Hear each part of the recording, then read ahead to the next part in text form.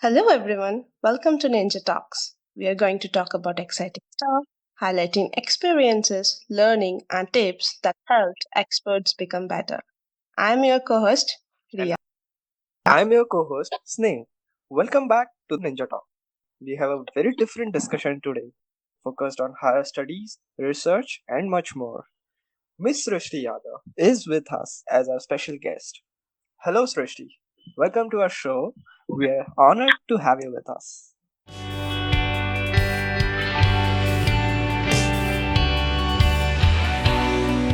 Thank you, Sneh. Thank you, Ria. It's a pleasure to be here, and I think I'm really grateful of the initiative that you guys have taken. I really hope and pray that the message you are trying to convey reaches more and more people. Thanks a lot. So, Srishti, how are you doing? I'm doing good. So I'm in Vancouver, and it's raining, and I hate rains. So, so I think I'm okay because I'm in a decent city, but not too okay because I don't like the weather. And apart from that, life is busy, life goes on, just like you guys. That's nice. So, being an active researcher and a community leader, does the rain hmm stop you from doing things? I wouldn't say so. Uh, First of all, when you do research, nothing should stop you because you have a supervisor on your head who will keep pestering you, so you better not stop. The only flexibility comes is that you need not be in your research lab at times, but rather you can work from home. As from the community perspective, especially if you're in Vancouver, you try to see the weather forecast 2 weeks before because you know that if you host an event on a day, if it's pretty raining, you will expect a very low turnout. So I think Mhm. one thing from the community perspective is usually pre-planned, but research cannot be so much pre-planned, but we try to manage. Right. So managing about Right. communities time, how do you take care of all these things? How do you balance everything? So I think there's a very good question. So research is something which is part of your work. Even if you like it, you get paid for it, so, and you have to do it. And it is very result oriented. So it's not like a short term thing. You have to think about 2 years. What will it affect 2 years from now? So you have to be driven in that manner. But it's stuck in one room or maybe in your own home. But community is something where you actually go out and meet people, and it is something very important because you cannot really just stick yourself in a room and keep doing work. Even if it's very informative, you need to go out and meet people who are actually doing nice work, doing the real work, and uh, come from diverse backgrounds. You don't want to be narrow minded. So it's very important to balance both of this stuff. And I think the motivation comes from the fact that these two are very important, especially if you are in research. Because in research, Correct. you really can be bogged down with the amount of work you have and the amount of deadlines you have. And community is something which I Mhm. find is something I should do, not only because it's important, because it makes my life more fun. Research cannot be fun sometimes. So I try to balance both of them. Right. So, you have talked about the communities. You manage multiple communities in the British Columbia region, like Google Developers Group, hmm Burnaby, in terms of machine learning and data hmm science, and also actively contribute for computer vision. Yes. So, what is your perspective for these communities, and what things that you believe makes each community stand apart? So that's a good question. So the first community, which was the Google Developers community, it's a part of the Google's community initiatives, and I run one of the chapters in British Columbia. So when as a part of Google Developers Group, I don't have to focus on one particular tech topic. Yes, we do tech, but also non-tech, which could be personality development, leadership skills, and everything. It's a pretty inclusive package, which comes as a part of Google Developers Group. However, as a part of Women in Machine Learning and Data Science, we really focus on machine learning and data science. The major reason being, I personally work in this field. I have a very big motivation for this field, and I also see the people around me, even if they're working in machine learning, they might not know the opportunities existing in Vancouver, or if there are people who want to be in machine learning, they don't know the right people in this field. So I think as a community event, it brings a marriage of both of these groups together, which I feel is important. As a contributor in the field of computer vision, it is something which is part of my like daily work life, and I really enjoy it. I would say it has never been a work. I don't think it as like I have to start at 9 a.m. and finish at 5 p.m. If a question is pretty interesting, you can like deep dive into it, you can think about it. And because of this interest and because of this motivation, I try to make my contributions as far fetching as possible. Continuing that, considering more than 3 years with diverse community Mm-hmm. platforms, what are the lessons that you would like to share with the existing community organizers and the new organizers that aspire to grow their communities? I think the first and foremost I would say is make a good plan before you jump right into it. Sometimes, even if you might be very well motivated, you might have good mentorship, but if you don't have a good plan, you might get bogged down by the responsibilities that come with it. Because even though it's fun, there can be a lot of administrative stuffs that you have to do, which you don't realize beforehand. I can give you an example. There was a group which I started in Vancouver with another community group. It's no more active, but it was one of the lessons I learned. When I started, I had a very great motivation. Oh, I want to do something. I think this field doesn't have a lot of people, and maybe we should do workshops or tutorials. But I didn't realize what timeline should I follow, or like how to get the venues. Do we need sponsorship? How long should you start reaching to people for sponsorships? So what it ended up happening was I started scheduling meetups every 2 weeks. I didn't have a co-organizer, and I didn't realize that for a sponsorship you should at least ask people 2 weeks beforehand. You should at least secure venue 4 weeks beforehand. And this is especially with respect to Vancouver. It can vary from place to place.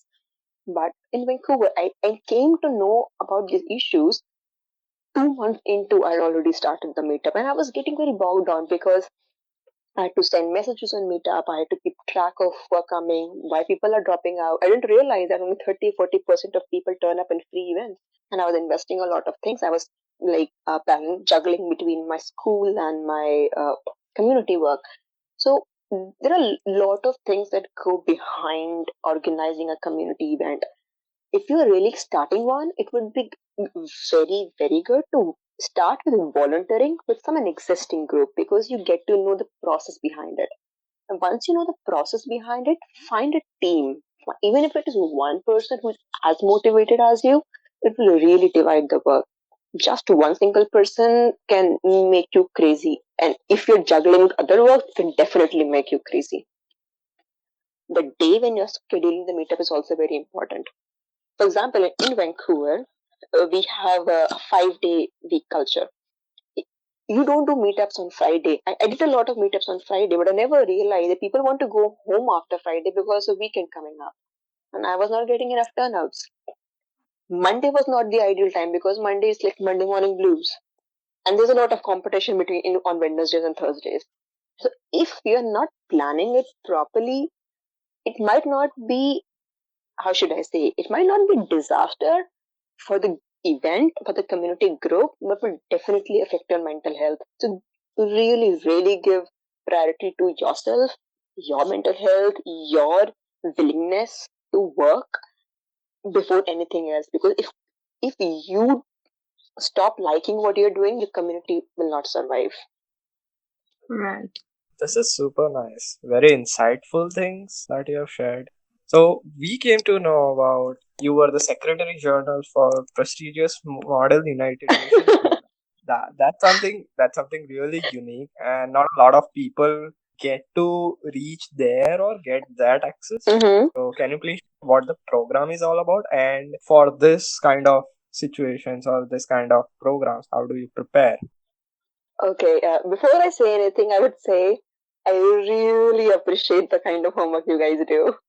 I did not expect this to this to come up, but thank you. And because you mentioned Model United Nations, I really have like one of my best memories of college is as a Secretary General of MUN. I'll tell you everything soon. So, for starters, what is an MUN?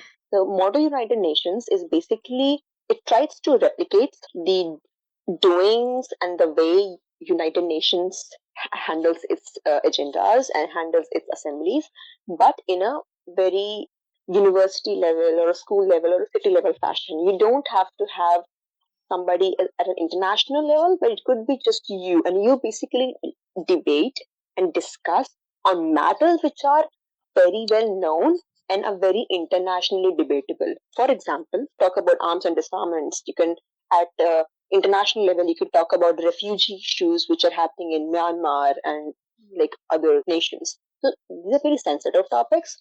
But if you have to discuss this, you really need very insightful facts to be able to talk about it. And the one very good thing about Model United Nations is it not only prepares you personality wise, knowledge wise, but also factually. Because in a general day to day life, you can talk with rumors. You heard something and you can say, "Oh, I heard it." So I think I know this. It's a hearsay. But as a part of MUN, you have to be very factually correct. If you're speaking of an amendment or a law, you need to quote which book, which law, which paragraph, sometimes even which line are you referring to. I've seen people bring law books in Model United Nations just because they know the shit they're talking about. And it's something amazing.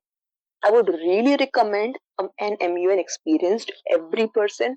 In fact, not one, I would say at least two or three of them. Because one or two, you are in first two, you will be like, oh my god, what did I land myself into? But that experience would really help you prepare for the next coming up MUN. How did I start MUN? Back in 2013, my few colleagues, not colleagues, seniors from my college, it's a story of my undergraduate days. They found that a lot of MUNs are happening in New Delhi area. Just for a background, so we knew a lot of MUN circuit of New Delhi, and they did a lot of cool stuff. And one of my seniors felt like, why don't we have our own college version? The problem was nobody, like literally nobody in that college society which I was a part of knew I had participated in MUN except me and that particular college senior who wanted to initiate it. So we decided let's start with intra college level, like within college, and then we'll do at an inter college level and bring other delegates out. Now the real problem came that we had to do there were literally two of us in a team of 40 people who had to do who had to not only handle the knowledge base but also train the other 38 people, which was I think a crazy amount of hard work, but it was exciting because it was something very close to my heart. By the time I was part of this team, I'd already done I think 8 or 9 MUNs. I'd even bagged few of the awards. So the first intra college MUN was good, was very well received. Luckily, we had decent support from faculty. But as soon as our MUN was over, the seniors graduated. They were the final years. The entire responsibility for the next year came upon me. I had ensured that before we step up to do an inter college MUN that year, we should have more people. Like I was talking about community thing earlier. If you don't have a team, you're really bogging out yourself. I asked people that if you're interested, I'm very happy to help you understand the structure and help you and like guide you. But I really want you to have MUN experience before we organize or host one in our own college.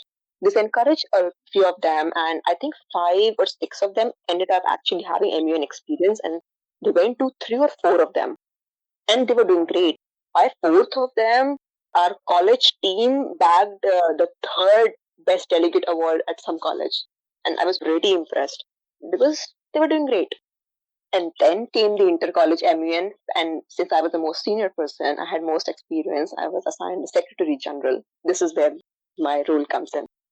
As Secretary General, I was basically I was the top of handling everything.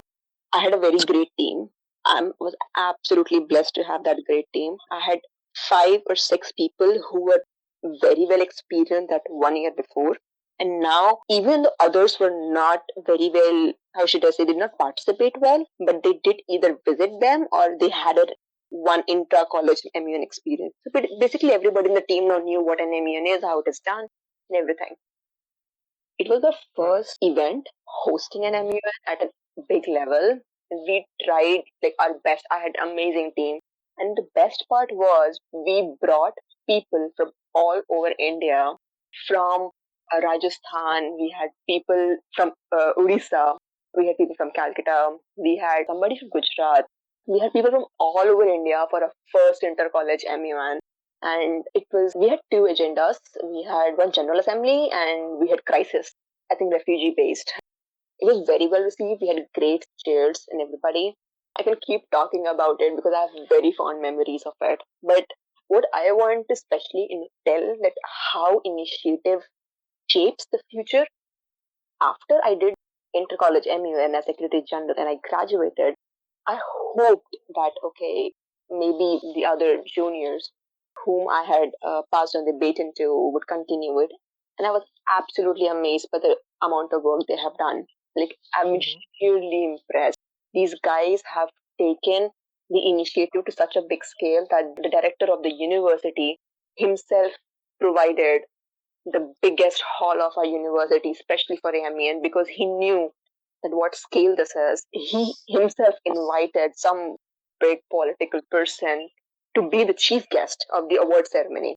It was not there when I was there in the first year. I think it has become a pretty big scale and one of my finest memories. I could not forget the moment we finished MEN and we were like flashing our lights and we did it.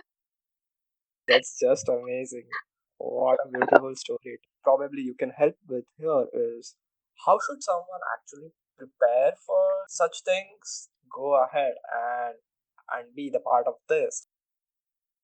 The first and foremost is step out and attend an MUN. It might cost you a few bucks.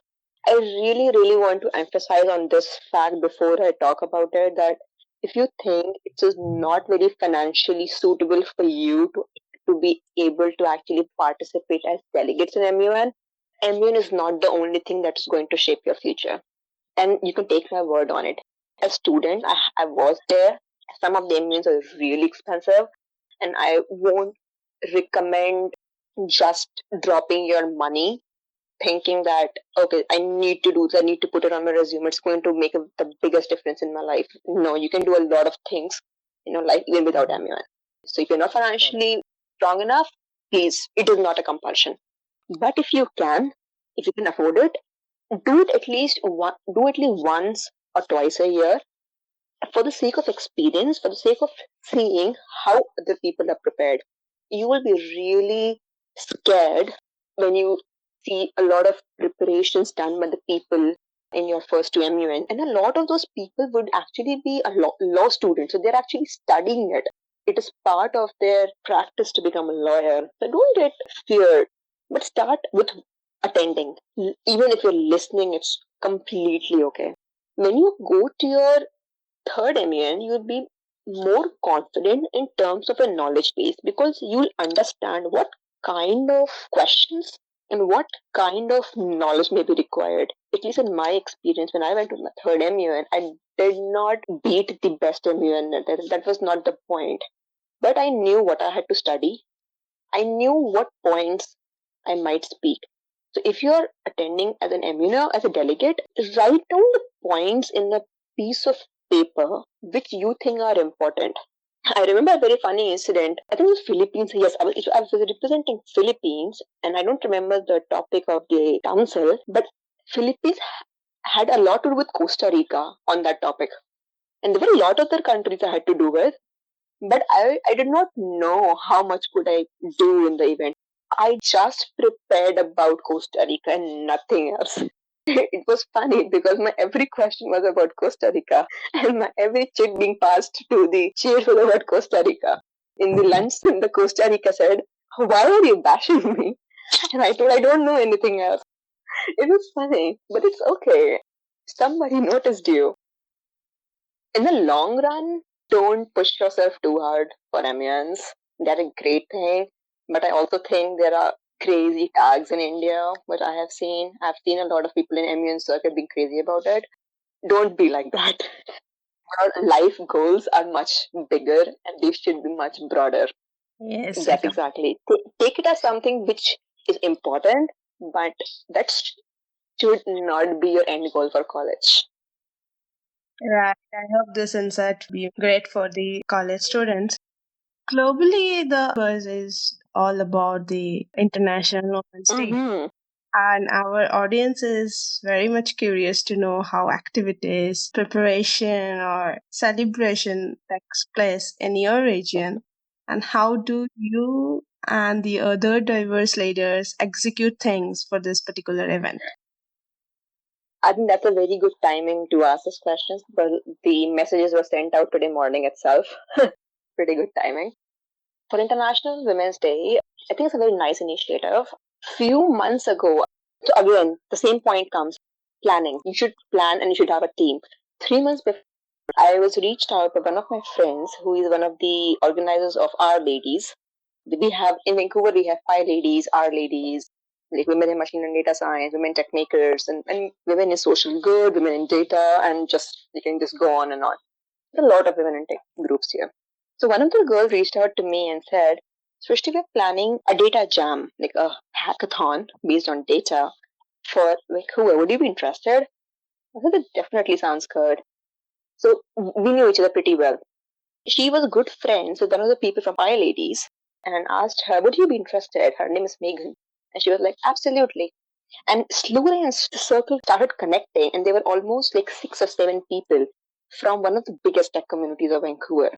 So it turns out in March, all the women in tech communities are coming together to host a big data jam hackathon in Vancouver.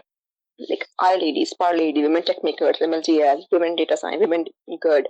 Everybody's coming together. And this is something very interesting. And if somebody is very curious, they can always check out the website. The website is vancouverdataJam.ca. Pretty cool website. One of the organizers actually made the website, so I think a lot of efforts went. So, as International Women's Day, I think for this year, people have done a pretty good job. We have sponsors from Microsoft, Amazon, and I think there are a couple of more. And all these people who are involved not only represent the big community events, the big community groups of Vancouver, some of them are also students. So they're basically juggling the community event and the school. And everybody is reaching out to the university students also. We've already started getting up sign-ups. The cool thing about the event is it's very environment focused. It's focused on the data on plastics, data on ocean plastics, and many others. It is in collaboration with one of the biggest environment friendly organization here, which is called Oceanwise. So I think it's pretty cool what's happening, and this is what we are expecting in coming up in March. We have been planning this for 3 months, so I think it's a pretty big deal. A lot of times, a lot of us are not available, and the others are absolutely ready to step up and take others' role. For example, if I started sponsorship and I really had to go and juggle between my schoolwork or my office work, there were few people who said, "Oh, it's okay. I'll go and talk." They were like readily available. I'll take up the call. I'll take the messages. I'll file the forms. I'll do everything. I'm just like, this is such an amazing thing. Like, I knew I was going to work with some good people who I have not met except one of them. But it's so cool to see that people who we are only chatting on Slack. We just know their pictures because it's their profile pictures on Slack, and we have never met each other, are stepping up to help each other in such a big way. Great. So, one thing I want to ask you that we also organize events, and we have found that from very small, powerful gatherings to a large scale Yes. conference and Mm-hmm. events, International Women's Day is celebrated everywhere Yes. globally. So it's a big for inspiration and change. So I want to ask you, what is the one strong message that you want to give to our audience, highlighting the inspiration? Go out and ask questions. Even if you think you're being a 5 year old asking questions, ask that question. It doesn't matter. Sometimes, if you are a woman, you feel that a lot of people around you are too intimidating, if I can say that, or too knowledgeable. Ask the question. You don't know that the other person is judging you or is waiting for you to ask a question. And if you don't help others to help you should be at fault if you start blaming your allies by saying that I'm being judged, that I don't know something in tech. Not everything has to be feministic. I might sound a bit rude when I say this, but I'm not a pseudo feminist. But I feel a lot of allies that I have met, a lot of people I have met, are not that bad. They're always willing to help, but if you don't speak up that you need help, they don't know what you're thinking. Nobody can read your mind. So go out and speak, ask questions. It's very important. That's nice. So it takes immense efforts for managing things. How do you dedicate things that you do for your research, and how do you illuminate your thoughts and convert them into actionable research or actionable points where you can deliver results? It's a good question. The most important part of the entire answer would be my supervisor. If you don't have a good supervisor, it's very difficult to do research because research has to be guided. Not every time, but I would say it is good to be guided. How do I balance it? I'd say it's really a lot of interest based. I really like it. I have been in this field for 4 years now. I deep dive into the research right after my undergraduation. I knew nothing about it, but I thought, like, why not just give it a start? And it has been a good experience. You meet people who think differently. You meet people who just not do work to publish. A lot of people do work to explain and to answer certain questions, which a lot of people still don't know of, which is good. And amount of work is not a factor anymore. It is more like the kind of work that becomes important. If you have an interesting problem, if you have an interesting paper, if you have an interesting video to watch for a certain question, you will definitely enjoy it. And it's never work later on. You start with something which is like at least in India, the undergraduate knowledge. It starts with something you just learn things and you might not be interested in, but because you start getting interested in something like a novel, a fiction novel, or as you start exploring maybe even non-fiction one, you start developing things to read, start developing things to even write. Research is something which you explore over time. You start with what is interesting, move to something which might not be interesting but is written story wise, and you just start exploring what are the other avenues available there, and then you just jump right into it. Even if it is the most boring thing which you thought in the beginning, it would be the most interesting thing that you would want to read. Correct. Yes. What are the steps for higher studies, considering finding pioneer institutions, applying for scholarships, getting admissions, preparations, processes, paperwork? How does that phase look like? What needs to be taken care? A little bit of background about myself. I graduated in 2016. I worked for 1.5 years in India in different R&D institutes. I first worked in IIT Mandi in Himachal Pradesh, then worked in IIT Delhi, and then went on to work in IIT Kanpur. When I got an admission from Vancouver, and I came here for my master's. I came here for my master's in 2018. Just a bit of context. Now, for the preparation, it all starts with by actually you finalizing when you actually want to do your master's or PhD or whatever grad school it is. And why I'm saying this, it's important because a lot of people I know, they say, "Oh, I want to do. I have given my TOEFL and IELTS in every examination, but I know I need to know, but I don't know why I don't do. I said, that is the point. If you don't do the process, you're not going to land up in a grad school. It's good to be motivated, but you should know when. Do you want to go in the next year? By the end of next year? Do you want to go by the early 2 years from now or 5 years from now? Then you need to have the time. The timeline is very important because everything depends on it. As for the process, the first thing would be checking out the place you want to go because everything is about pre preparation than actually doing the paperwork. So, a pre preparation will involve finalizing the country or the countries, checking the exact program that you want to apply to because later you don't want to confuse yourself. Finalize it right beforehand. Finalize the country or the countries, finalize the universities, check out the programs, and definitely check out if they have scholarships. And last, the most importantly, do you think you can afford it financially? It is good to be motivated again. It is good even to have a timeline, but you don't want neither yourself to be financially bogged down, neither your parents to be if you've not discussed it with them. If nothing, just discuss it. Give them a heads up that you are doing this. You might need some help. You don't know what's going on in your family. A lot of times, even your parents might not discuss financial situations with you. If you give them a heads up, they can at least expect, okay, if we have something to plan for 1 year from now. So, this is very important. Okay, given you have finances sorted, this is, I'm assuming that you have financial backup to do masters. If you don't have, I'll talk about it a bit later.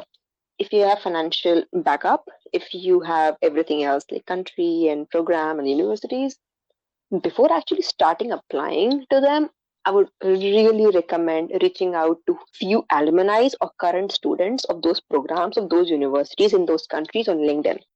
I'm not sure how, at least when I was young, I did not use LinkedIn too much in India, but like coming in here, I realized LinkedIn is the god for connection. People really use LinkedIn. They're in grad schools abroad. So reach out to them, ask them about the program, ask them if it is worth it, especially ask them what is the return of investment. If you're spending, for example, say 10 or 20 lakhs on it, will you be able to recover that? Or will you have visa issues? Did they have any issues? What is their experience? Just get everything that you think would be important. Somebody once told me that when you're talking to a person about like talking or asking these questions, ask thinking, what if you had to come back to India the day you graduate? Are you ready? If you're not ready for that, ask everything that would not deport you back to your country. And if you don't want to, sound like a desperate attempt, but you want to be prepared for the worst case scenarios. It's especially as for visa issues. Every country has different visa scenarios. If you have talked to your seniors, like if you have reached out to people and they have answered your questions, and I'll give you a small tip if people would like to take use of it. If somebody has helped you, one of the people, like your LinkedIn connections, have helped you a lot, like they've gone out of their way to help you, send them a small gift card over email. You don't have to spend a lot, but it really matters to them that somebody valued them, and of all people, they'll always remember you and they'll be always willing to help you out in future. It's all, Right. it's just a small gift card, and it's you don't know how much it would matter. They won't see the amount. They would say somebody went out and actually did that. Just very nice. Very few people do, but if you do it, it's you are basically setting yourself apart. This is when you have established. Now when you've done all this, you've established connection with a lot of people in different programs already, so you know you will be better prepared for your applications. Once you know the country and countries, your programs and everything, check out the scholarship deadlines. A lot of people don't know that they are entrance scholarships. Basically, you literally getting a scholarship as soon as you enter the program. The crux is the deadline for the scholarships are way earlier. Basically, it's like then you need to be in the process already before your application is processed by the university. If you're planning to apply, It's not about if, you should apply. People really underestimate themselves when they think, oh, this is not for me, this is too high a priority. That's not your problem. It's free application process for a scholarship. If you're literally not applying for something which will give you money, I don't know what you're actually doing in life. So apply for scholarships. If you think you don't qualify, that's not your job to think. It's for others. Apply.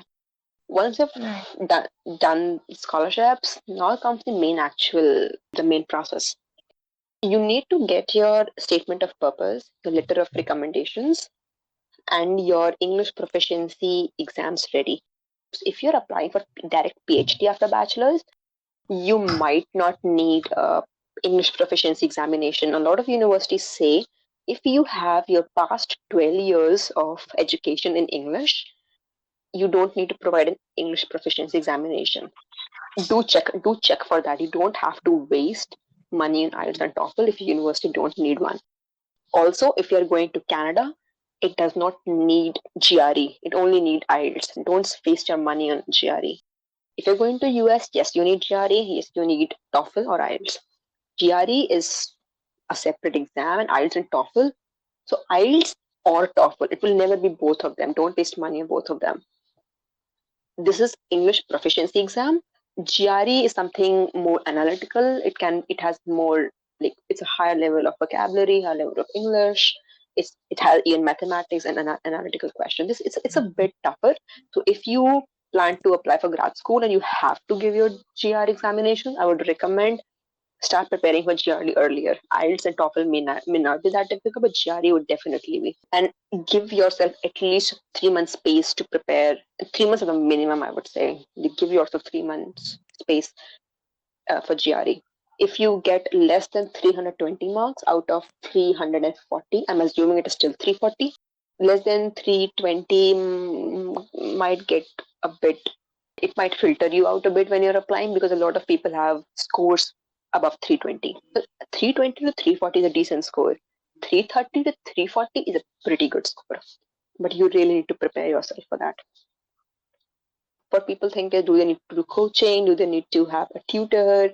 I don't think so. There are a lot of great resources available out there. If you think you can afford, please do that. But I won't say waste your money over it. Definitely don't waste your money over coaching for IELTS and TOEFL. I gave IELTS with 3 days of preparation and I got one of the highest scores. And I'm not saying because I am great at English, and I'm saying because it's really an easy examination. If you want to spend money, rather spend money on GRE for tutoring rather than on IELTS or TOEFL. They're pretty easy examinations. So this is about preparation for GRE and IELTS. The other thing is, even if you're prepared, you need to take an examination. What a lot of people don't realize is that if you think that I want to give IELTS tomorrow, that's not how it works. There is a schedule. You will get date 1 or 2 months from now.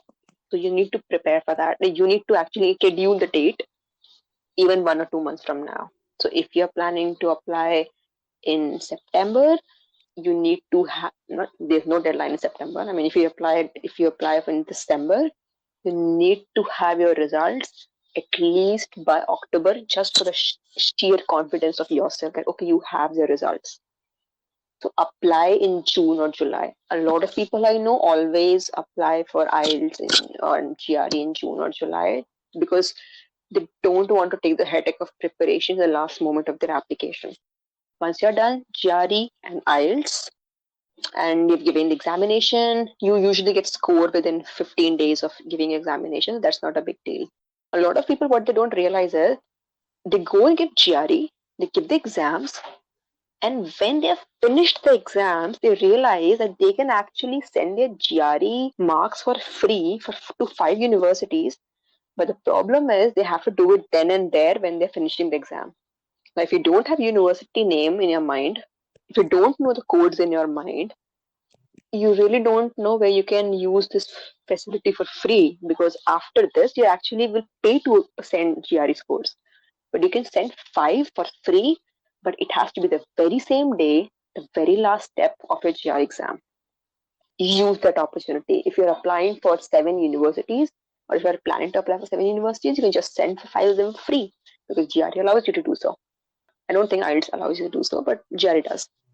You've done your GRE, you've done your IELTS, you have your scores, and once you Sure. have a GRE, once you have your IELTS, you have your scores, you've already sorted out your thing.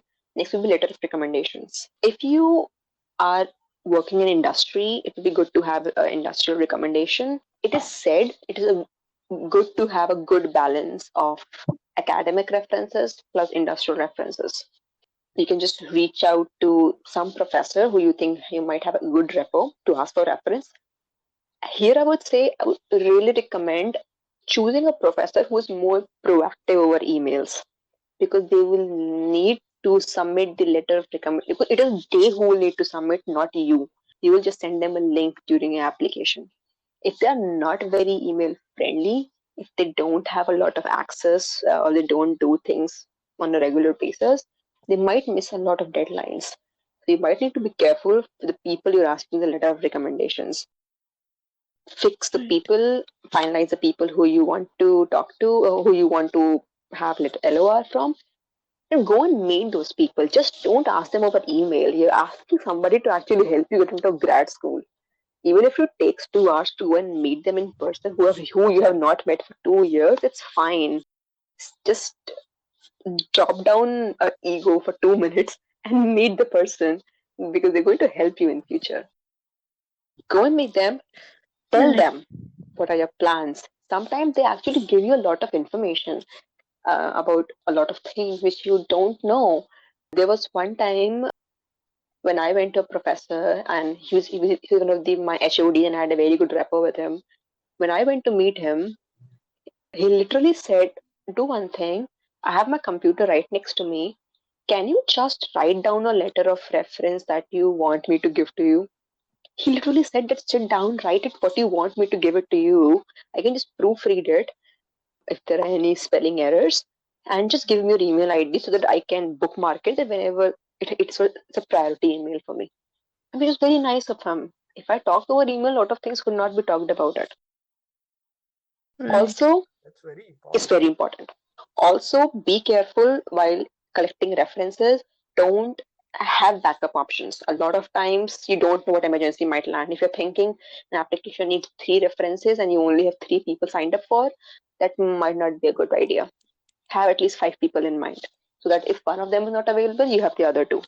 Last is statement of purpose.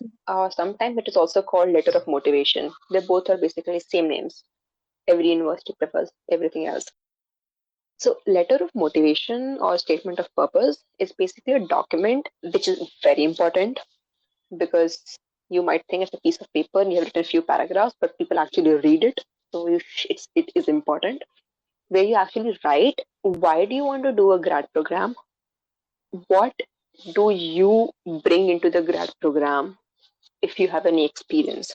Usually, it is recommended as a three-part story. You first talk about how you started into whatever field you're applying for. Second, you talk about what experience do you have. Third, you talk about what do you think you will be able to do given this opportunity, and you close it with thanking the university for giving the opportunities. It's usually a four-step process. Even if you think you've written the best SOP you could think of, always get feedback. Here, I would say reach out to the people who you have already established connections with on LinkedIn and ask them to review if they can, because they would remember you. Left a memory with them that, for example, if you give them a gift card, they know that you value them. They will be very happy to give you feedback. And I've seen a lot of time people actually re-edit the entire SOP for people sitting across continents and helping people with it. And not everybody would do, like, just to make sure, but some of them are helpful. Ask your colleagues, ask your friends to give your feedbacks. Get as many comments as possible. I would say a minimum of 4 or 5 people. The catch is don't accept everybody's comments. You are receiving feedbacks because you think you might be missing out something, but it's not always something that you want. Have feedback and see where it is where you think that somebody made a very good point and you're missing it. If that person who is giving feedback is a very senior to you, I think that would be very helpful. Have 4 or 5 revisions, and you will automatically see the difference between the first revision and the fifth revision. It's literally words apart. The words become beautiful, the paragraphs becomes consistent, the flow looks nicer, and you're actually able to statements become smaller, and you're like those full stops that you think for example, if you think you wrote a 3 line beautiful sentence about your motivation, is actually very useless because nobody feels like reading 3 line sentences. Break down into 3 lines. Somebody will tell you that. These are things which will actually make your SOP Right. very nice. And it's not a tough task, but don't make it a one night job. Give it a month, I would say. Because you will not feel like working on it every day, looking at the same paper, same words, same document every day. You need time. So if I have to like this was all SOPs, if I had to tell you the timeline, I would say just a quick background in Western country, like in India, we have January, February when we talk about seasons. In Western country, we talk about 3 semesters or 3 seasons. One is spring admissions, which is January, February, basically starting from January. It is sometimes also called winter admissions season, so don't get confused. Next is summer, which is in June, and yes, it starts in it admits in June, and the last is fall, which admits in September, which starts in September. Spring or winter starts in Jan, summer starts in June, and fall starts in September. I'm telling this because I didn't know when I started, and I didn't know what the heck the application is talking about. So once you have this ready, if you're applying for the fall of a particular year, which is usually when everybody applies, fall would be September of next year. So if you're applying for the September of say 2021, you will have a deadline this at least the common deadlines are December of the previous year, or sometimes it is January or February of the same year. Start your process in July.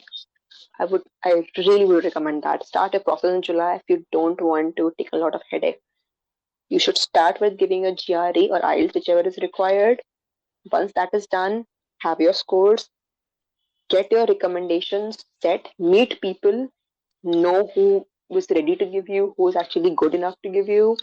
Start writing your statement of purposes and get everything done.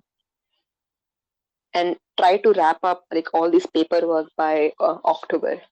Why I'm saying this? Because now starts the most boring job, actually applying for the college. Also, it will Right. take money. So make sure you have financial backup. It is a very sad state, but unfortunately, every application takes a bit of money. So if you're planning to apply for September 2021, I would say start saving a bit. Not too much, but you would at least need a decent money. You'll have to check the application fees, but save enough money. This will be the most boring job. I cannot emphasize enough. Most boring job of their entire process because you have those drop down menus, those plus buttons, those you have to keep saving them. You don't know how. Sometimes you don't even know what they're talking about. And you have to email the university, the admissions people to know what to even mean to say. The process is not difficult. It's just tedious and it's long. So be prepared mentally for that. That's why if you start in October end or November, it seems like I'm saying have 1.5 months in hand. But if you want to keep your life interesting, you want to do other things in your life and you don't want to have all the headaches, just do it. Take your time and do it. And 1 month is good enough to complete all your applications. Speaking of applications, don't apply to the most ambitious universities in one go. There's always a rule 3-3-4. Three ambitious, three like in middle, not too ambitious, not too safe, and four safe. Three ambitious would be like if you like not to judge anyone, but if somebody feels Stanford is very ambitious for them, it would be an ambitious university. And to keep three similar universities, for example, three Ivy League. Keep the other three which you think you might have a chance, but it might be ambitious. And the last four should be I know a lot of people like me who have gotten to the university, so I will get into that university. The 334 is the rule. Right. Have that in mind. It So, will take money, so prepare for that. yeah, right. So many people are not aware of, so they just want to pursue MS, or like you have mentioned, the GRE is not a mandate Mm-hmm. thing while you're appearing universities in Mm-hmm. Canada, right? So I have seen many people who gave GREs, IELTS, TOEFL, all of those entrance exam. They landed for MS in countries like Okay. US, and they at the end of the day they think like this particular course was not for me. So how is important to differentiate? Like people are not aware of what is MS and what they are doing. Mm-hmm. When they land, they came to know, no, this is not for me. So can you highlight some important points regarding MS and MIS? In fact, just adding to your point, a lot of people don't know it is there's something called Mhm. MS, there's something called MIS, and Canada has something called MASC or MSc. And these are the Right. funded programs. I have reserved this towards the end because this is a good thing. So I'll talk about MSc and MASC towards the end. But yes, you brought up a good point. How to know that a program is good for you or not? It should start with you doing the homework, but talking to the alumni of the college and knowing how satisfied they were.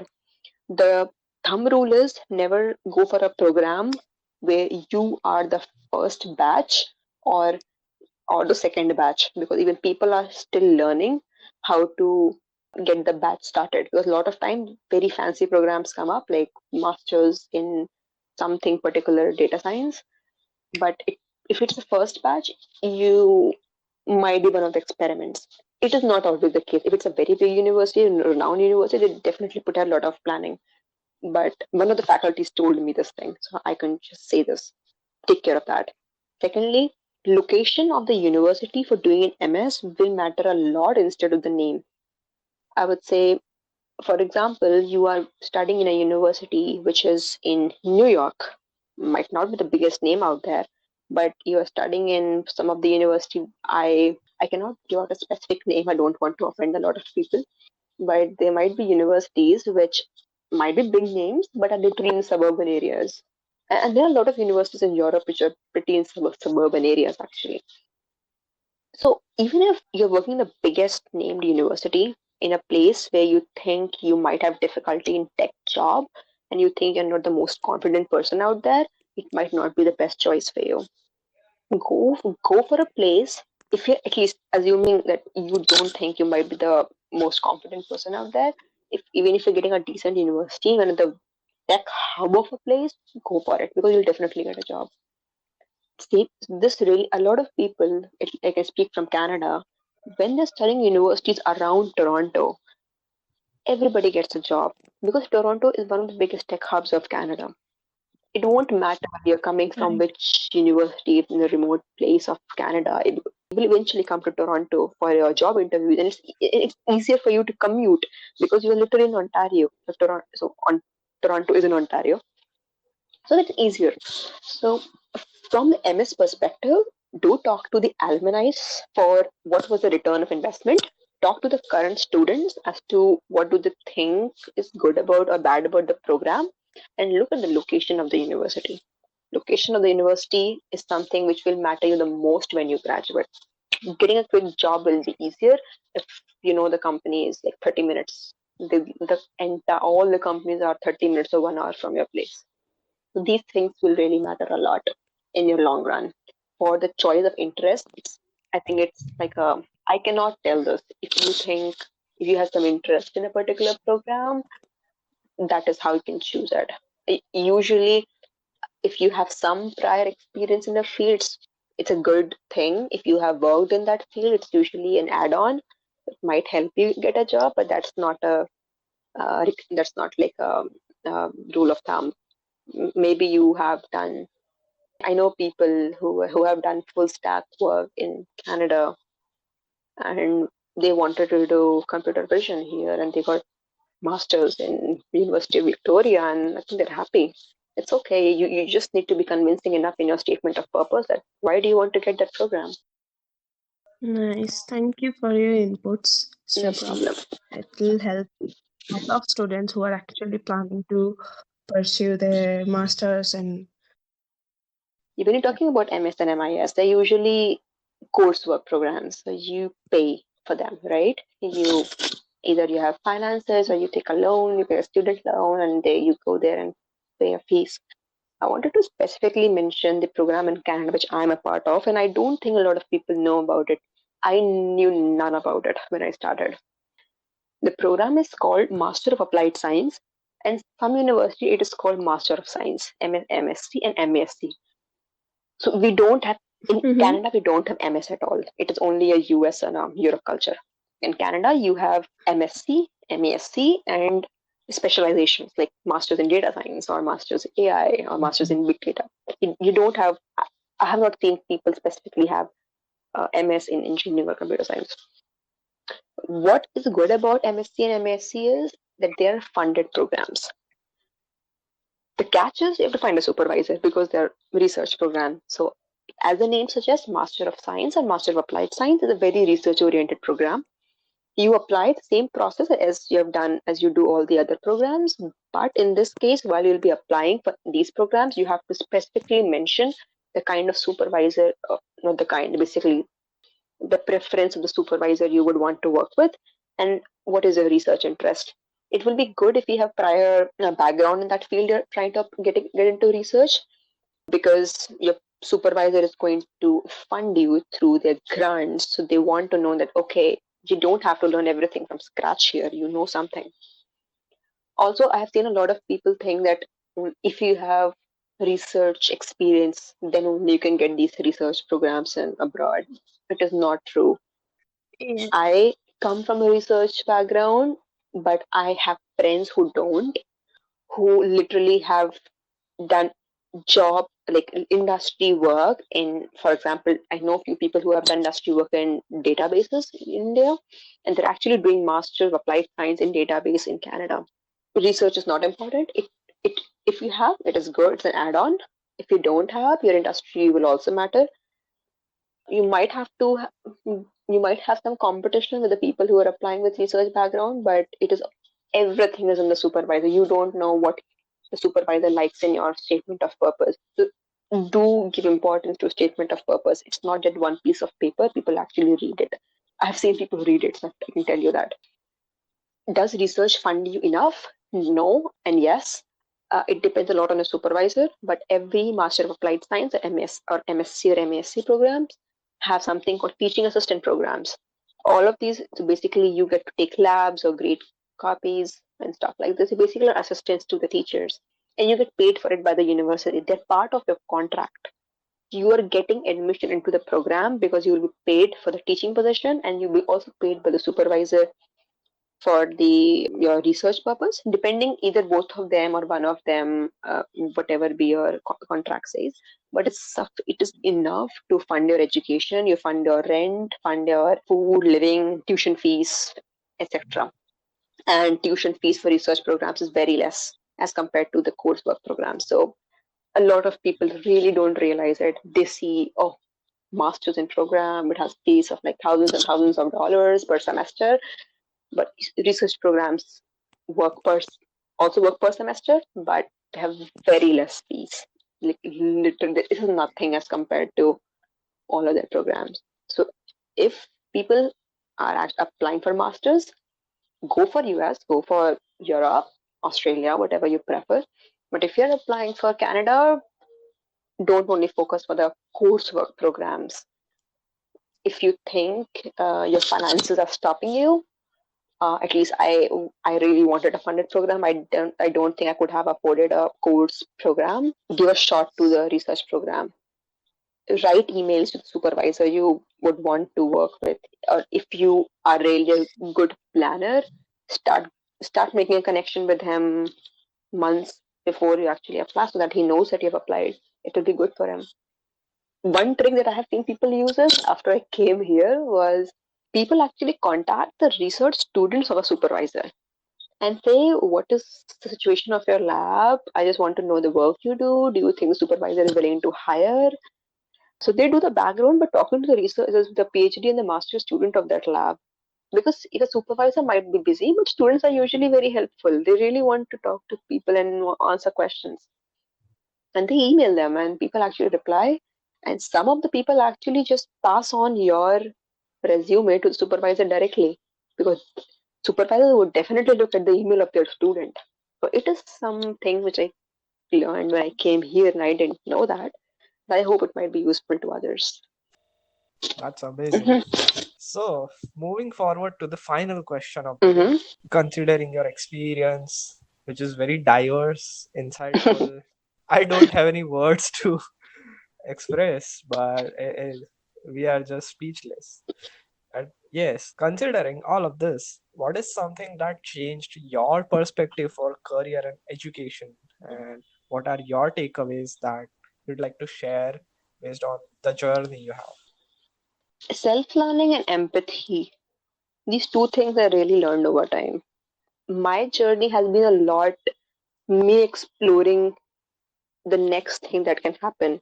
Like, at least right now, I'm in a better position to actually say this, but there were times when I thought it's going nowhere. So, self learning really mattered in the long run. Not everything will be taught to you. Be prepared to learn. It is very important. Some people might learn in the hard way, some people might be just hardworking enough already.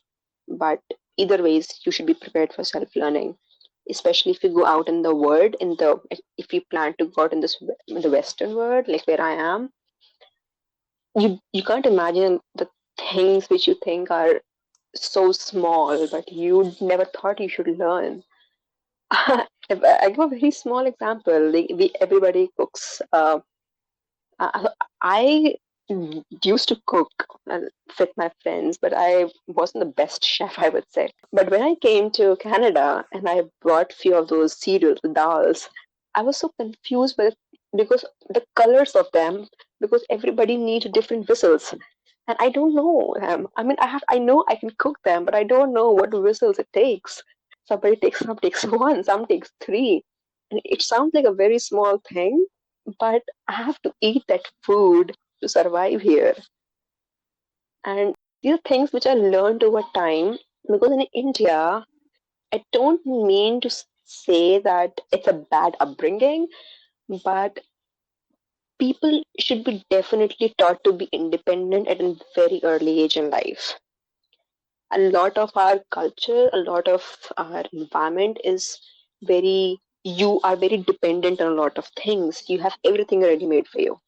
It's not life everywhere out there, and people are not cribbing here because of it. People are happy. People literally build their own garages and they build their own desks and tables, and I'm like, oh my god, I can't even think of holding a hammer in my hand and cutting the wood.